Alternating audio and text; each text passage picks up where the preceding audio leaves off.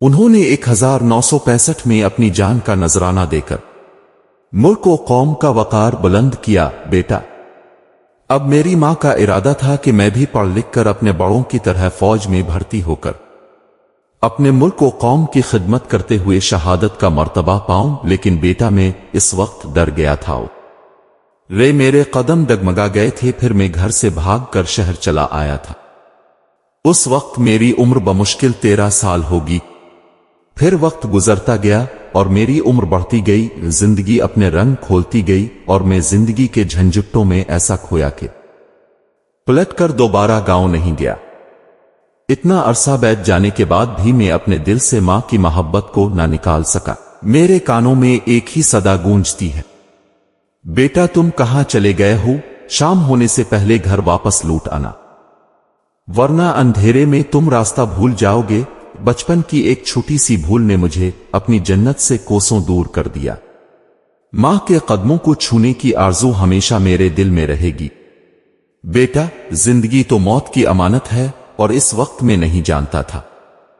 शहीद जब मुल्क व मिल्लत के लिए अपनी जान का नजराना पेश करता है तो पूरी कौम का सर फख्र से बुलंद हो जाता है, क्योंकि शहीद की जो मौत है वो कौम की हयात है।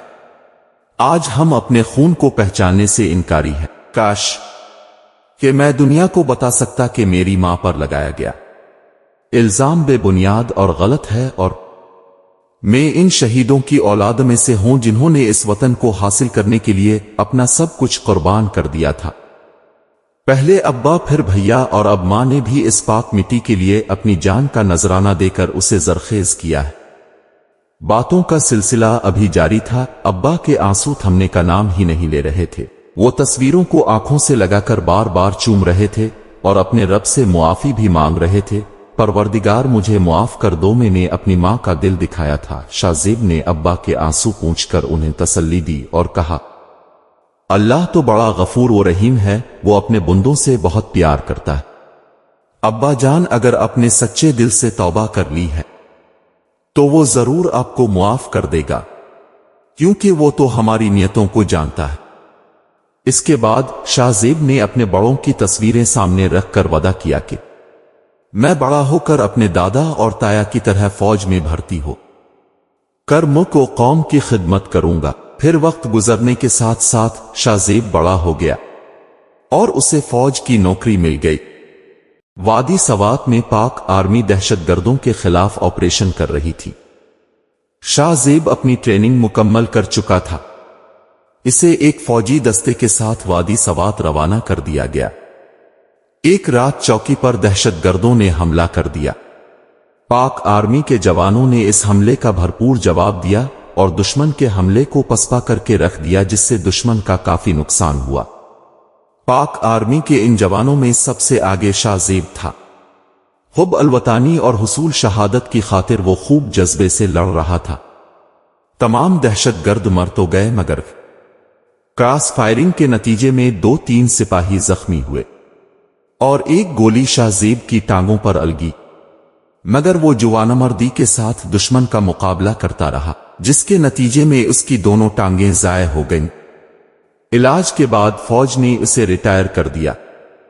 अब इसके पास वक्त ही वक्त था और समाजी कामों में दिलचस्पी लेने लगा था। अब इसके दिल में शदीद ख्वाहिश थी कि वो दूसरों के लिए कुछ करे। फिर शाहजेब ने अपने दादा की तरफ से सरकार से इनाम में मिलने वाली जमीनों पर दीनी मदरसा, स्कूल, बच्चों के लिए प्लेग्राउंड, अस्पताल और एक ओल्ड हाउस भी बनाया।